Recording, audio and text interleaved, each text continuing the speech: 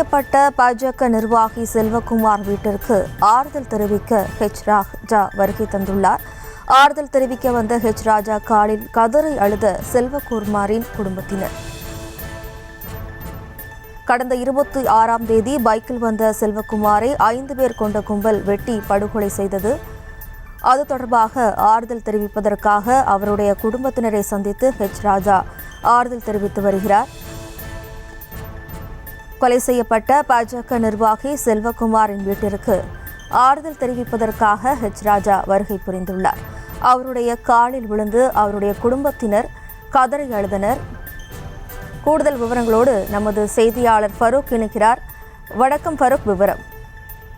வணக்கம் ஜெயஸ்ரீ. கடந்த 3 தினங்களுக்கு முன்னால் சிவகங்கை அருகே இருக்கக்கூடிய வேளாங்குளம் என்ற பகுதியைச் சேர்ந்த பாரதிய ஜனதா கட்சியின் ஊரக பிரிவு செயலாளர் செல்வகுமார் இரவு நேரத்தில் தனது இருசக்கர வாகனத்தில் சென்ற போது நடு ரோட்டில் வைத்து சிலர் அவரை வெட்டி படுகொலை செய்தனர். இந்த சம்பவம் சிவகங்கை மாவட்டத்தில் பெரும் பரபரப்பை ஏற்படுத்திய நிலையில் காவல்துறை விரைந்து நடவடிக்கை எடுத்து 5 பேரை கைது செய்துள்ளது.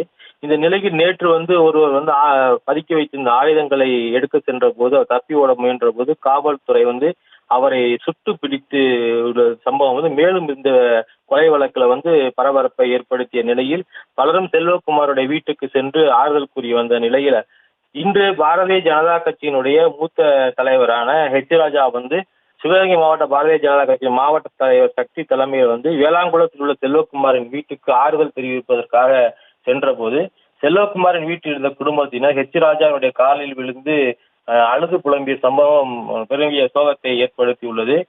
ராஜா அவர்களுக்கு ஆறுதலுக்குரிய நிலையில் மேலும் செய்தியாளர்களை சந்திக்கும் போது தமிழ்நாட்டில் சட்டம் ஒழுங்கு சீர்கெட்டு உள்ளதாகவும் பாரதிய ஜனதா கட்சியினுடைய ஊரக பிரிவு செல்வகுமாருடைய கொலையில் இன்னும் விரைந்து குற்றவாளி நடவடிக்கை எடுக்க வேண்டும் என்றும் இந்த கொலை சம்பவத்துக்கு பின்னணியாக இருப்பது கஞ்சா போதைப் பொருள் தான் என்றும் இந்த கொலையில் முக்கிய நபராக கைது செய்யப்பட்டுள்ள வசந்தகுமார் என்பவர் கஞ்சா பழக்கத்திற்கு அடிமையானவர் என்றும் அவர் தெரிவித்துள்ளார்.